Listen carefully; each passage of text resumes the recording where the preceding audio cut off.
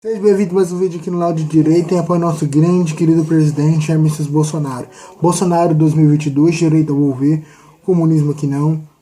E eu vou passar um vídeo também de uma grande apoiadora do nosso capitão Bolsonaro, Regina Vilela. Bolsonaro 22, direita eu vou ver. Ultimamente não dá para ler ou ouvir os absurdos proferidos por um sujeitinho infame, desprezível e sórdido como Renan Calheiros e não reagir. A mídia porca brasileira dessa vez se superou com esta capa, mas o pior é o que ela traz na edição, é de embrulhar o estômago. O texto envolve todo tipo de mentira produzida pelo embuste chamado CPI do Mocorongo ou CPI do Circo. Como um verdadeiro asno que é, o relator se espraia na entrevista propalando inverdades e desinformação. O relatório aponta o presidente Bolsonaro como responsável por tudo que governadores e prefeitos, com aval e cumplicidade dos ministros do STF, causaram. Eu digo sempre, pessoal, que ninguém morre de véspera, mas se milhares de pessoas se foram neste pandemônio, os culpados estão no Supremo, no Congresso Nacional, nos palácios de governadores e prefeitos, mas principalmente na ignorância e na covardia do povo brasileiro. Renan vai apontar 11 crimes para o presidente. Eu destaco 3. Homicídio doloso, crime contra a vida e genocídio. Eu vou explicar cada um deles. Homicídio doloso é quando alguém tem intenção de matar outra pessoa. É isso. Eles estão tentando meter 11 crimes. Praticamente o Renan Calheiros, do CPI do Lula, pegou o artigo penal e falou: vai que cola, não vai colar. Bolsonaro 22. Que fez, por exemplo, Suzane Richthofen e os irmãos Cravinhos, quando decidiram matar os pais dela para ficar com a herança.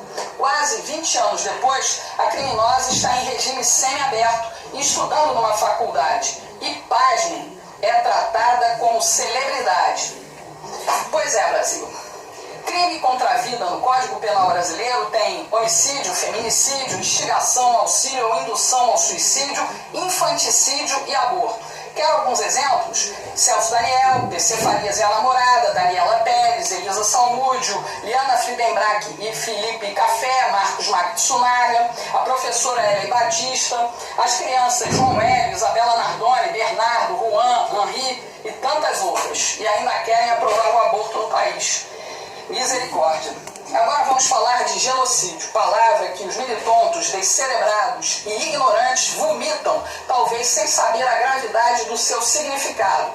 O termo genocídio se refere a crimes violentos cometidos contra grupos étnicos, pessoas com cultura, religião, língua, hábitos, história e origem próprias, como judeus, ciganos e índios. Genocídio é a destruição sistemática desses povos.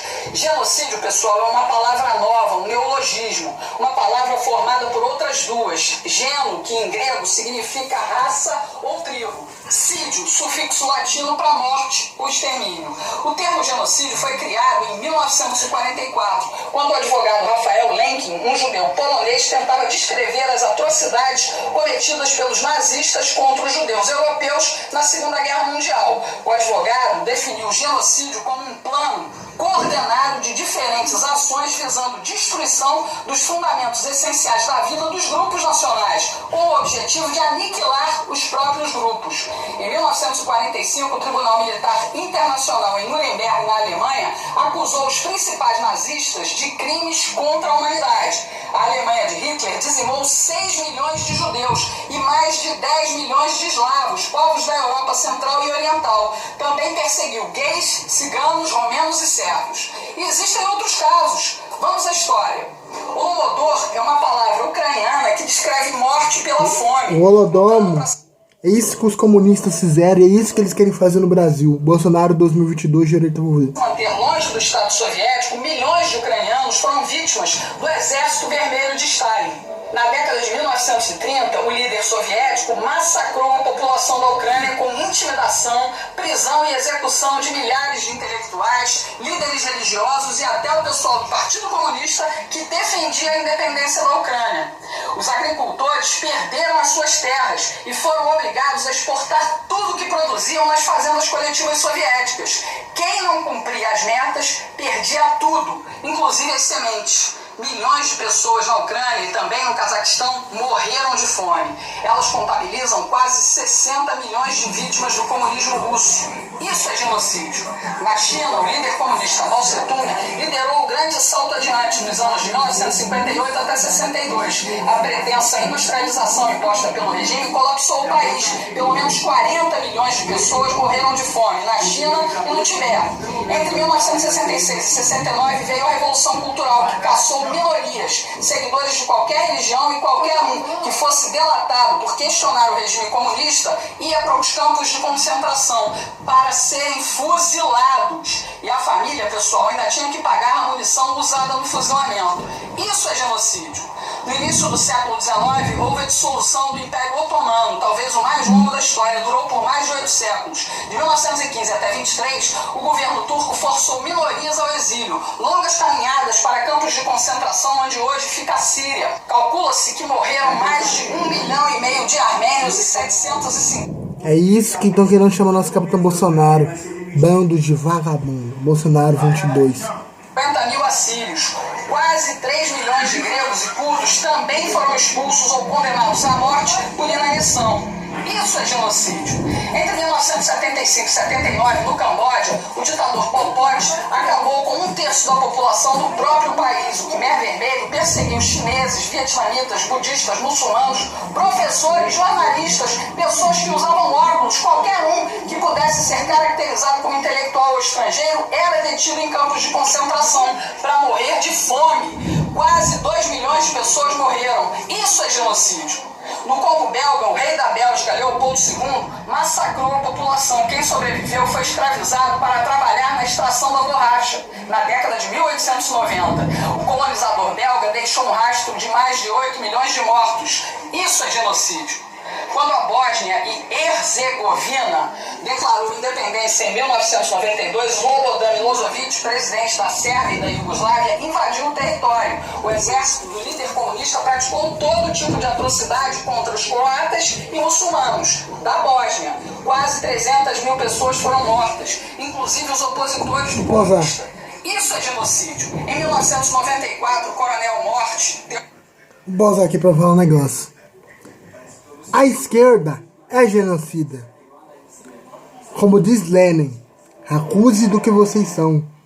A esquerda acusa nós de genocida, mas é a esquerda, como diz o capitão Bolsonaro.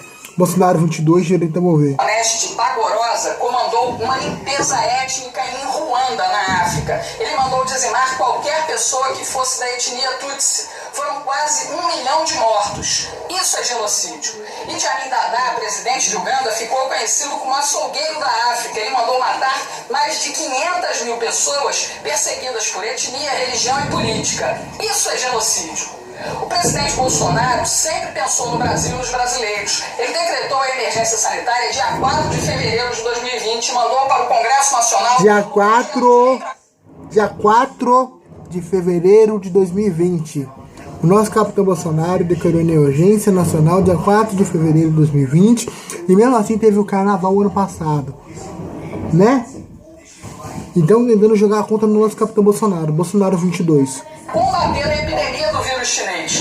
O que fizeram governadores e prefeitos, especialmente em São Paulo, Rio de Janeiro, Pernambuco, Bahia e Minas Gerais? Mantiveram o carnaval, alegando que não havia risco de contaminação para milhões de pessoas que lotavam as ruas. Veio a ressaca e o caos por não atenderem o decreto do presidente. Para piorar, o então ministro da Saúde, Henrique Mandetta, mandou que as pessoas ficassem em casa e só procurassem os hospitais quando estivessem com falta de ar. Foi demitido.